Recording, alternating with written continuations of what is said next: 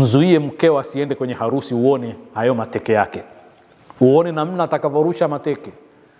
Mwambie mkeo huna nguo, huna pesa ya nguo ya sare ya harusi, uone. Huo ni msiba mkubwa sana. Jamaa, tizameni vitu hivi kwamba katika jamii zetu wanawake wetu kwenda katika shughuli, tena mara nyingine zina mambo ambayo sio,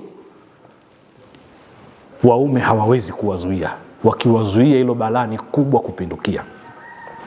Ni balaa ambalo linaweza kuvunja ndoa, kwamba watu wote wanakwenda kasoro mimi. Mume wa sampuli gani wewe? Umeniweka hapa utadhani jela. Na watu hudhani kwamba Uislamu kwa kufanya hivi unamnyima mwanamke haki zake, lakini tulipoamua kuachia ndio mmeona hizi balaa ambazo tunazipata leo hii katika jamii zetu. Kwa hivyo turudi katika mafunzo ya Kiislamu. Maisha ya ndani ya familia lazima yaende kwa taratibu za Kiislamu. Mke kwenda sokoni sio wajibu, lakini ikibidi aende, mume ampe ruhusa. Sitara ya mwanamke ni katika kuhifadhiwa na kulindwa, na alindwe kwa namna hiyo.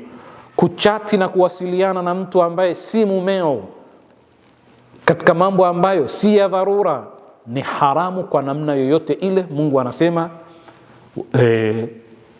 la tattabi'u khutuwati shaitani, usifate hatua za shaitani.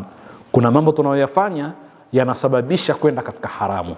Miongoni mwa hayo ni kufungua milango ya maingiliano na watu ambao si waume zako, au wewe mwanaume si wake zako. Assalamu alaikum wa rahmatullahi wa barakatuh.